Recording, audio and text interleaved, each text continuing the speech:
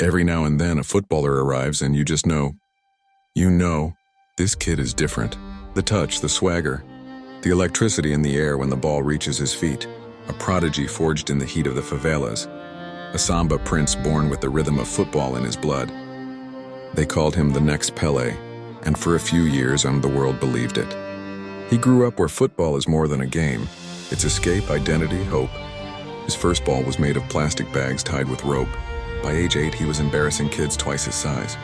By 12, he was already dominating youth tournaments. And by 15, he was a professional. A kid playing among men and making them look like children. He wasn't just skillful, he was fearless.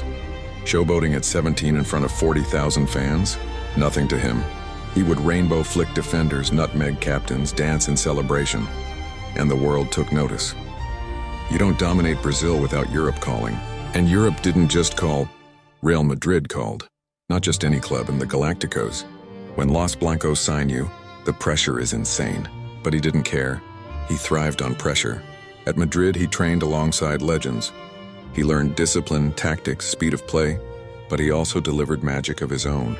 In his first season, he had La Liga shaking. Step-overs that made fullbacks quit the sport. Solo runs that went viral worldwide. And goal, absolute rockets from outside the box. Crowds chanted his name. Spanish commentators ran out of adjectives. He became the kid every youth player wanted to imitate. The flair merchant with end product. For a moment, he looked destined to become Brazil's next global icon. But football moves fast, and the Premier League wanted a piece of the magic. Manchester City came with the money, the project, and the promise of a superstar role. The media exploded, fans debated. This was the signing, and he didn't wait to shine. His first match against Chelsea, a massive fixture, and he announces himself with a free kick so perfect, so outrageous, that even neutral fans had to applaud. Reporters said the Premier League had finally found its next entertainer.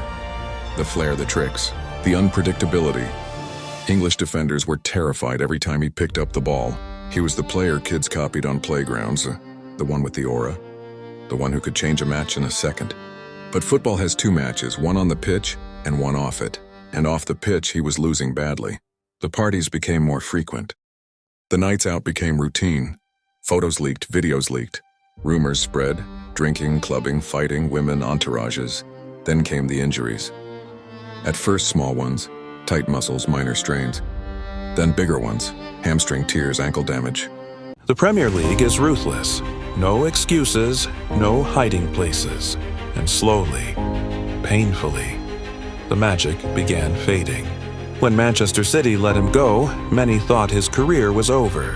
But AC Milan, the land of redemption, offered a lifeline. And at first, it looked like a resurrection. He rediscovered his touch, his bravery, his fire. For months, he tore apart Serie A defenders. San Siro rose to its feet for him. Italy fell in love with him. But the deeper the city loved him, the deeper he loved the nightlife. Milan's glamorous scene swallowed him whole. The late nights returned. The missed training sessions. The weight gain.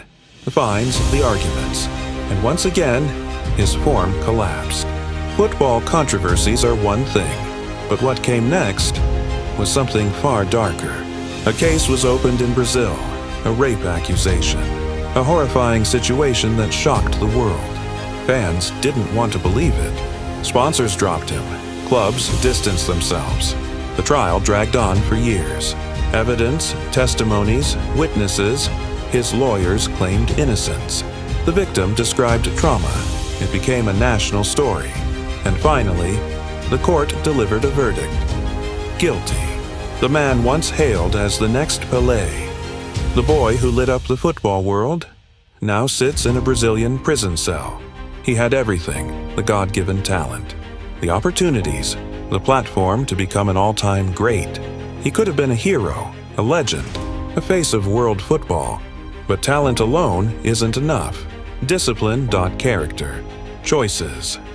These shape a career far more than step-overs or free kicks. His story is more than a fall from grace. It is a warning, a reminder that football can give you the world, but it can take it away just as fast. The Samba boy who was supposed to become a king never escaped the chaos around him. And now his name is remembered not for goals, but for tragedy. If you enjoyed this story, if you want more untold football journeys, the icons, the forgotten talents, the rises, and the falls, make sure you smash that subscribe button and join us for more unbelievable football stories. Untold Vault. And this was the story of the next Pele who never was.